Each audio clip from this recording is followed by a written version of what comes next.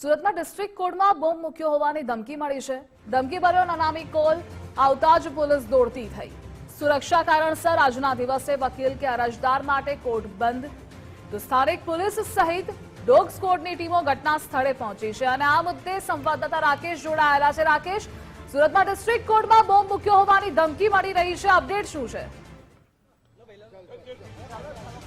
જી બિલકુલ, સુરત ડિસ્ટ્રિક્ટ કોર્ટની અંદર જે બોમ્બ મુકાયો હોવાનો જે નનામી કોલ છે તે સુરત પોલીસ કંટ્રોલ રૂમને મળ્યો છે। મુખ્ય જિલ્લા સરકારી વકીલ નયન સુખરવાડ આપણી જોડે ઉપસ્થિત છે। સર, કઈ રીતે માહિતી?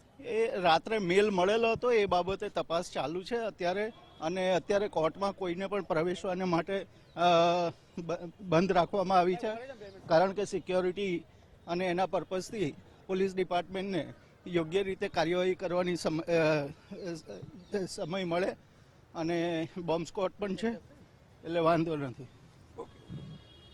બિલકુલ, જે પ્રમાણે આપણે સાંભળ્યું હશે કે મુખ્ય જિલ્લા સરકારી વકીલ નયન સુખરવાડા હતા કે જેઓએ કહ્યું છે કે સુરક્ષાના ભાગરૂપે તમામ લોકોને હાલ પ્રવેશ ઉપર પ્રતિબંધ ફરમાવી દેવામાં આવ્યો છે। અને જે પ્રમાણેની તસવીર કોર્ટ બહારની છે, આ કોર્ટનો જે મુખ્ય દ્વાર છે તે હાલ બંધ કરાવી દેવામાં આવ્યો છે અને મોટી સંખ્યામાં અહીં પક્ષકારો છે, વકીલો છે, જે કોર્ટ સ્ટાફ છે, તમામ લોકોને છે તે હાલ પ્રવેશ ઉપર પ્રતિબંધ મૂકવામાં આવ્યો છે। પરંતુ જે મેલ મળ્યો હતો અને મેલ બાદ છે તે સુરત પોલીસ છે તે હાલ આ પ્રમાણે એક્શનમાં આવી છે।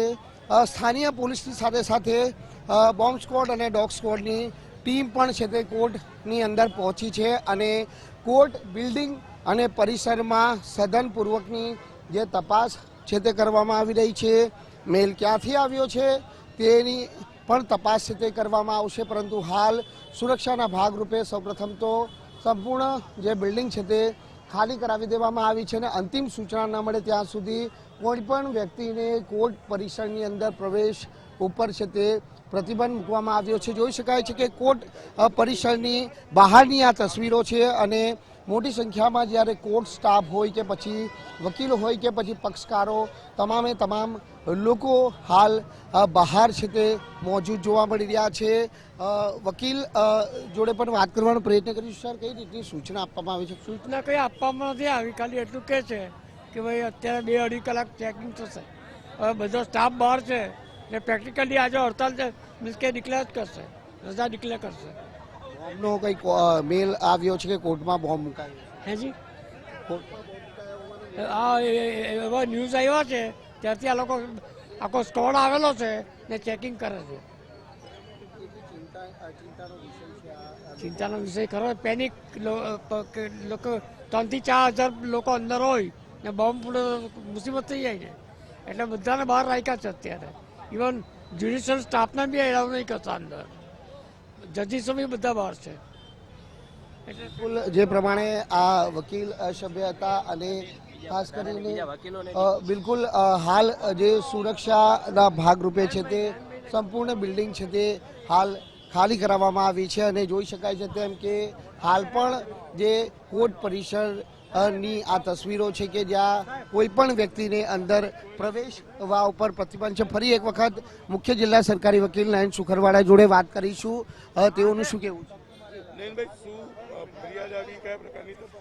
ગઈ વહેલી સવારે 2 વાગે કોર્ટના મેલ ઉપર મેલ આવ્યો અને તરત કોર્ટનો સ્ટાફ, પીડીજે સાહેબ, અમારા જે રાહુલ ત્રિવેદી સાહેબ છે, ખરેખર ખૂબ એક્ટિવ પ્રિન્સિપલ ડિસ્ટ્રિક્ટ જજ છે, એ તરત એક્શનમાં આવ્યા, પોલીસ ડિપાર્ટમેન્ટને જાણ કરી અને અત્યારે પોલીસ ડિપાર્ટમેન્ટ તરફથી આખી કોર્ટ બિલ્ડિંગનું સઘન ચેકિંગ થાય છે। બોમ્બ સ્ક્વોડ છે એ પણ છે અને એટલા સમય પૂરતું દરેકને કોર્ટમાં પ્રવેશને માટે હમણાં બંધ રાખવામાં આવ્યો છે।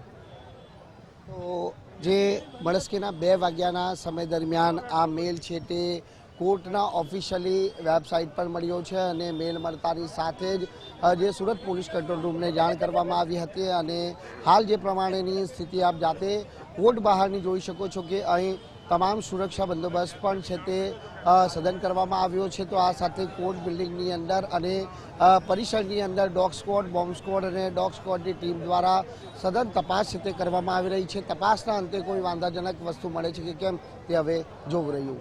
જી રાકેશ, જોડાવા બદલ આભાર આપનો।